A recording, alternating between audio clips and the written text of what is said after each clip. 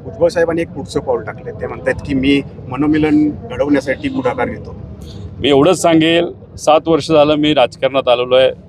जे आपले भुजबळ साहेब आहेत, 40-50 वर्ष झालं राजकारणामध्ये ते आहेत.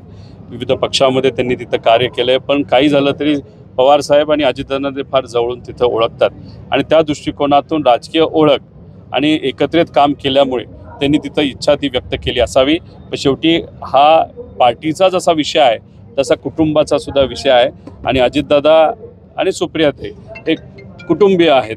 त्यामुळे जर चर्चा करायची असेल, चर्चा झाली नाही झाली हे आम्हाला सांगता येणार नाही.